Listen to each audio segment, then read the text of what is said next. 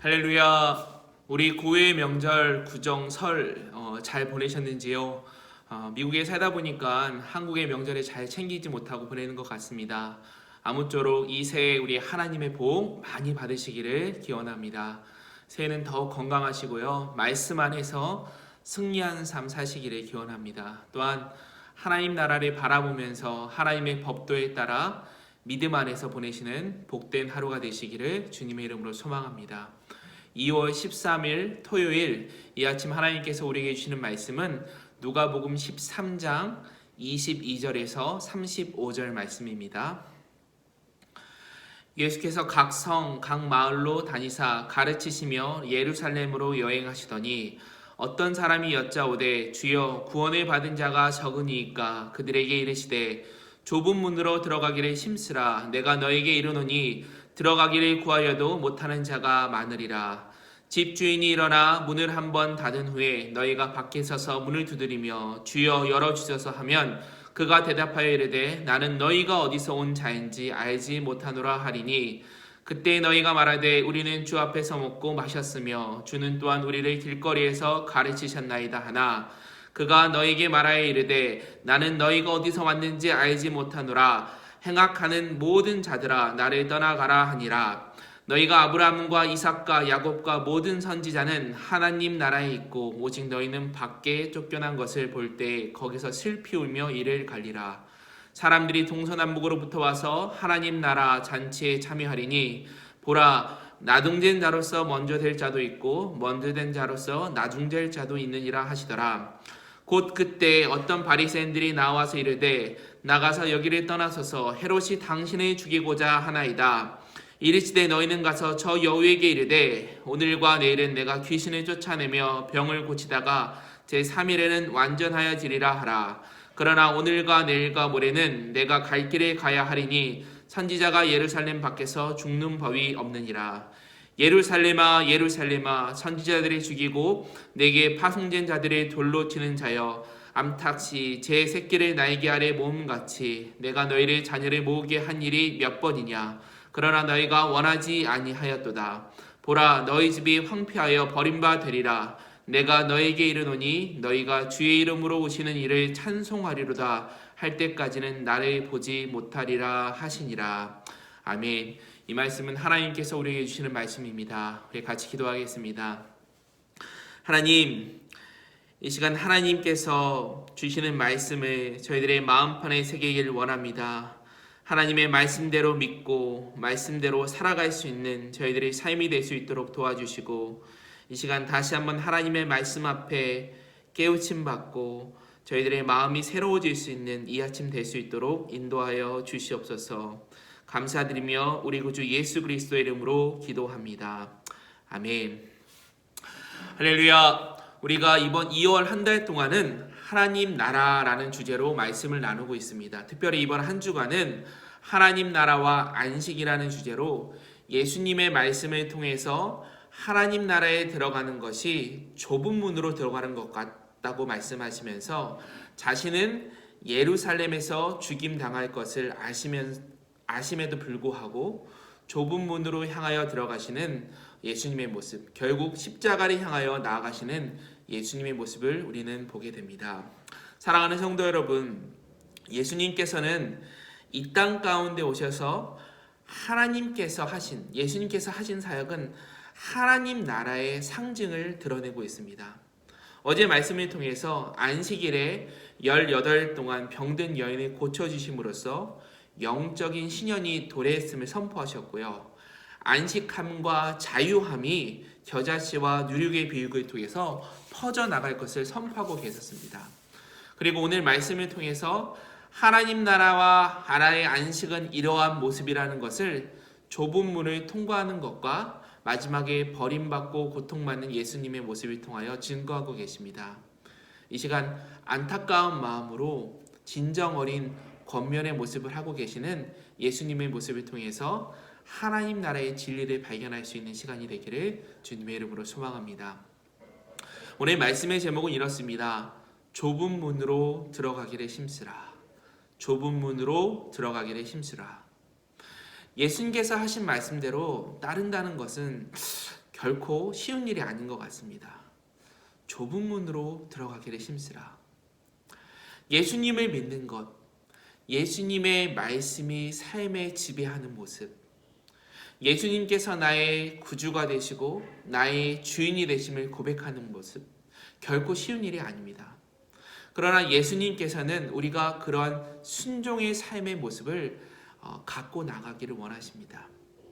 결론부터 말씀드리자면 구원받는 백성은 단지 내 입술로만 주님을 고백하는 사람이 아니라 예수님께서 주님 되심을 나의 삶을 통하여 온전히 드러내는 것, 온전히 고백하는 자들인 것입니다. 외형적인 고백이 아닌 우리의 삶 가운데서 예수 그리스도가 드러나는 삶. 오늘 본문에서 말씀하신 내용이 똑같이 마태복음 7장 21절에 이렇게 나옵니다. 마태복음 7장 21절에 이렇게 말씀하시는데요. 나더러 주여 주여 하는 자마다 천국에 들어갈 것이 아니요 다만 하늘에 계신 내 아버지의 뜻대로 행하는 자라야 들어가리라 라고 말씀하셨습니다. 구원은 하나님 아버지의 뜻대로 행하는 자라야 성취할 수 있는 것입니다. 이 시간 구원에 이르기 위해 우리가 가져야 될 삶의 방향과 목적을 함께 생각해 볼 수 있는 그런 시간이 되기를 원합니다. 첫 번째로 우리가 하나님 나라의 구원에 이르기 위해서는 좁은 문으로 들어가기를 힘쓰라 라고 말씀하십니다. 22절에 보니까 예수님께서 각 성과 각 마을에 다니시면서 하나님의 나라 즉 복음을 선포하십니다. 그리고 마지막 죽음을 기다리는 예루살렘을 향해 가시면서 애타는 마음으로 천국 복음을 전파하고 계십니다. 그때 한 사람이 나와서 예수님께 이렇게 질문합니다. 23절 말씀입니다. 어떤 사람이 여짜오되 주여 구원을 받은 자가 적으니까. 어찌 구원을 받은 자가 적으니까. 당시 유대 사람들은요, 하나님의 나라는 유대인들만이 구원을 얻을 수 있다라고 생각했습니다. 이방인들에게는 구원이 없다라고 생각했습니다. 자신들만이 하나님께 선택받은 민족이기 때문에 다른 이들은 자동적으로 구원이 없다라는 어떤 구별된 사상을 가지고 있었습니다. 이들에게는. 이에 예수님께서는 24절에 이렇게 말씀하세요. 좁은 문으로 들어가기를 힘쓰라. 내가 너에게 이르노니 들어가기를 구하여도 못하는 자가 많으리라 라고 말씀하시는 거죠. 그렇지 않다. 구원에 이르는 문은 너무나 좁다. 좁은 문으로 들어가는 것과 같다. 너희가 여기에 들어가기 위해서 힘쓰라 라고 말씀하십니다. 힘쓰지 않으면 들어갈 수 없는 것이 바로 구원의 문인 것입니다. 여기서 힘쓰다라는 말이요, 헬라어를 제가 찾아보니까 아고니제스테라고 해요. 아고니제스테라고 표현되어 있는데요. 이거는 투기장에서 운동 경기를 할 때 선수가 전력 투구하는 모습을 표현하는 말이라고 합니다. 결코 안락한 것이 아니라 매우 고된 노역, 경주하는 길임을 성경은 말하고 있습니다.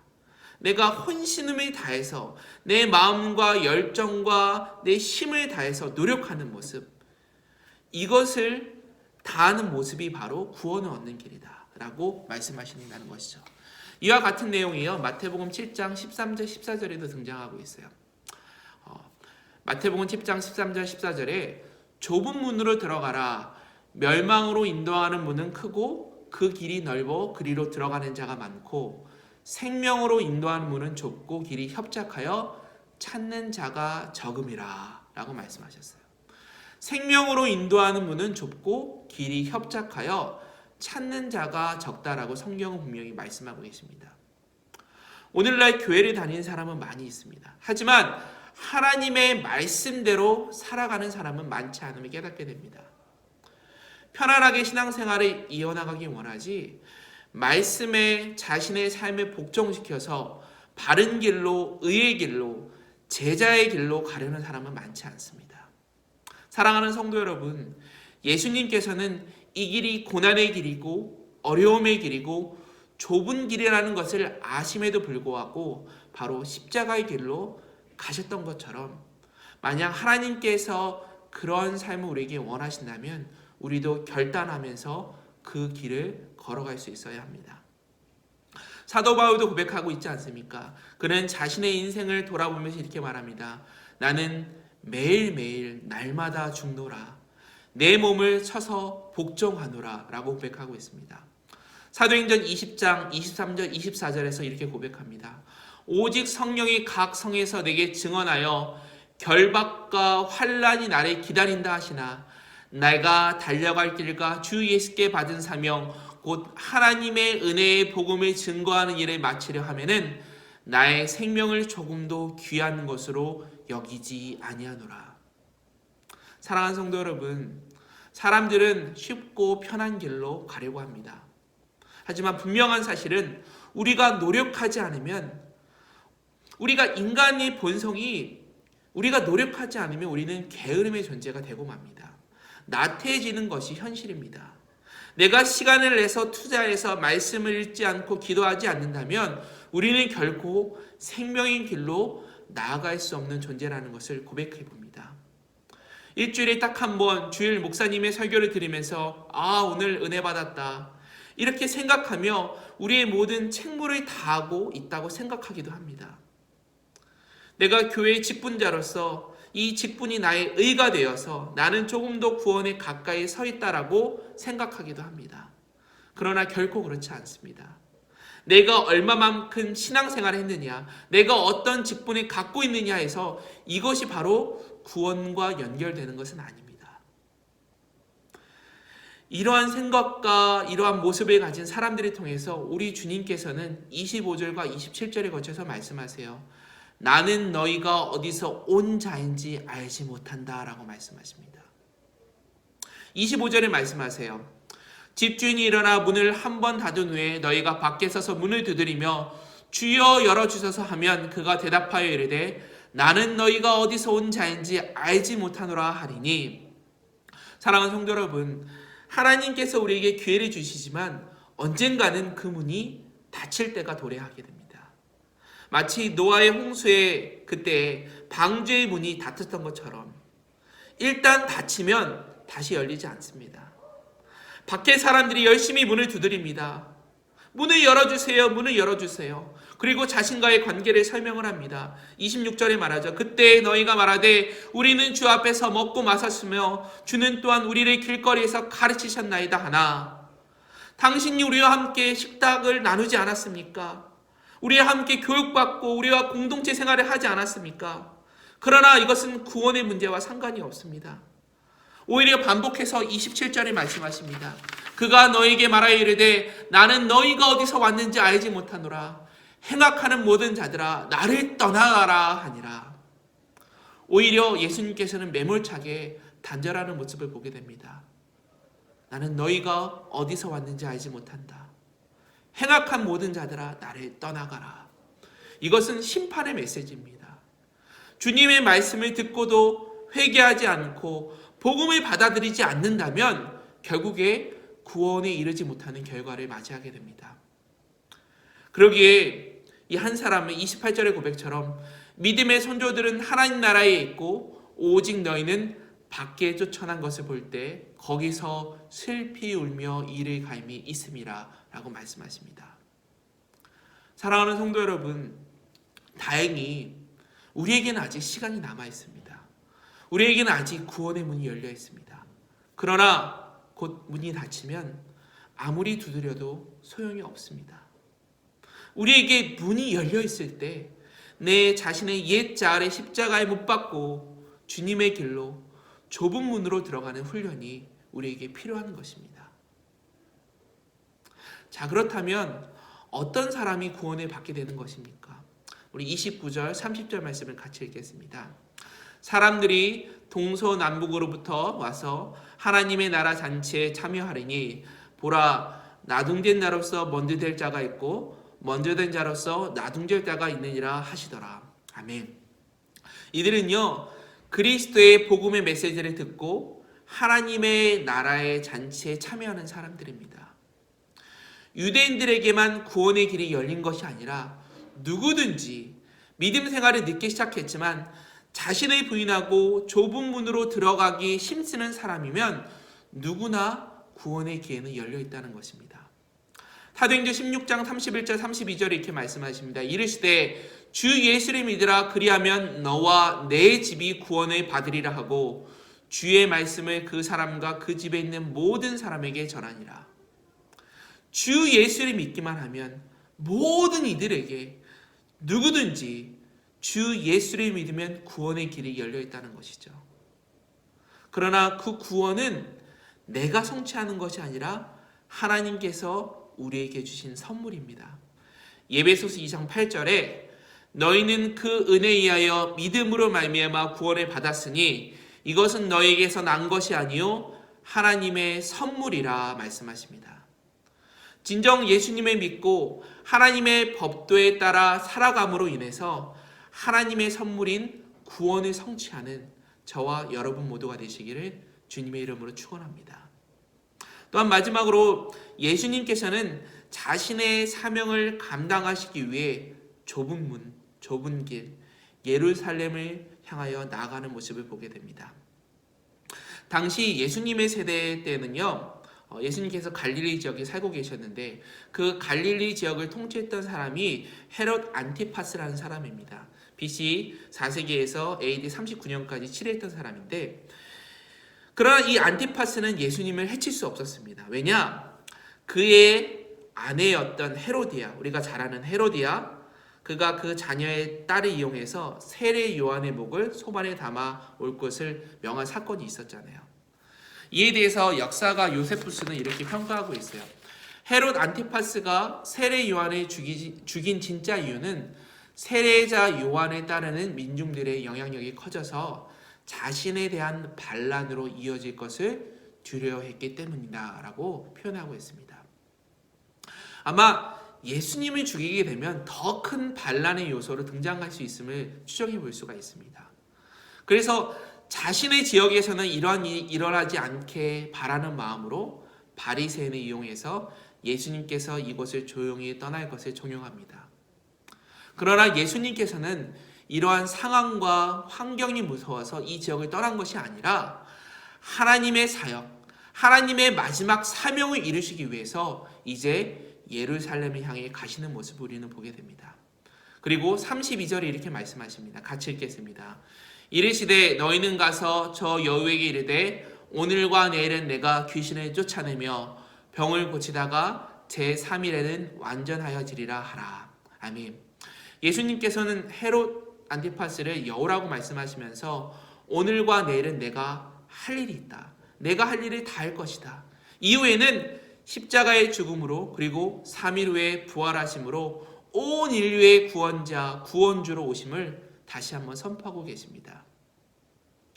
33절에 이렇게 말씀하십니다. 그러나 오늘과 내일과 모레는 내가 갈 길에 가야 하리니 선지자가 예루살렘 밖에서는 죽는 법이 없느니라. 사랑하는 성도 여러분, 하나님께서는 온 인류의 구원 사역을 완성하시기 위해서 이 땅에 오신 것입니다. 자신의 목숨이 헤롯에게 달려있지 않고 하나님의 뜻 가운데, 하나님의 계획하심 가운데 있음을 예수님은 알고 계셨습니다. 그렇기 때문에 어떠한 위협에도 굴하지 않고 하나님의 사명을 이루시기 위해서 예루살렘을 향해 가고 계심을 보게 됩니다. 사랑하는 성도 여러분, 이 시대에 우리는 어떠한 사명을 갖고 살아가야 되나요? 어떠한 삶의 방향을 갖고 살아가야 하는 것입니까? 많은 사명과 많은 방향성이 있겠지만 하나님께서 우리에게 주시는 공통된 사명은 이 땅 가운데 하나님의 나라를 세워가는 것, 하나님의 구원 사역에 내가 쓰임 받을 수 있는 일꾼이 되는 것, 이것이 아닌가 생각해 봅니다. 그 기준은 바로 하나님께서 우리에게 주시는 말씀입니다. 말씀대로 믿고, 말씀대로 살고, 말씀대로 순종하고, 말씀대로 전하는 그런 삶이 우리의 인생 가운데 넘쳐나기를 축원합니다. 그러면서 마지막 34절, 35절에서 예수님께서는 예루살렘을 향한 예수님의 탄식을 우리는 보게 됩니다. 우리 같이 읽겠습니다. 34절, 35절. 예루살렘아, 예루살렘아, 선지자들을 죽이고 내게 파송된 자들을 돌로 치는 자여, 암탉이 제 새끼를 날개 아래 모음같이 내가 너의 자녀를 모으려 한 일이 몇 번이냐. 그러나 너희가 원하지 아니하였도다. 보라, 너희 집이 황폐하여 버림바 되리라. 내가 너희에게 이르노니 너희가 주의 이름으로 오시는 이를 찬송하리로다 할 때까지는 나를 보지 못하리라 하시니라. 아멘. 마치 자기 새끼를 보호하는 어미닭같이 예수님께서는 주님의 자녀들을 그 품속에 품으시려고 여러 번 노력하셨습니다. 그러나 그 결과는 실패. 이러한 모습을 볼 때마다 우리 주님께서는 탄식하고 계십니다. 결국 이들은 예수님의 사랑을 거절함으로 말미암아 AD 70년에 로마 장구 티투스에 의해서 이끈 군대에 의해서 예루살렘 성전이 정확히 멸망되는 그러한 황폐함을 맞이하게 됩니다. 결국 예수님의 사랑을 거절하고 복음 선포에 응답하지 않았던 이들, 예수님께서는 너무나 안타까워하시면서 마지막에 외치십니다. 사랑하는 성도 여러분, 지금 이 순간에도 예수님께서는 우리에게 말씀하고 계십니다.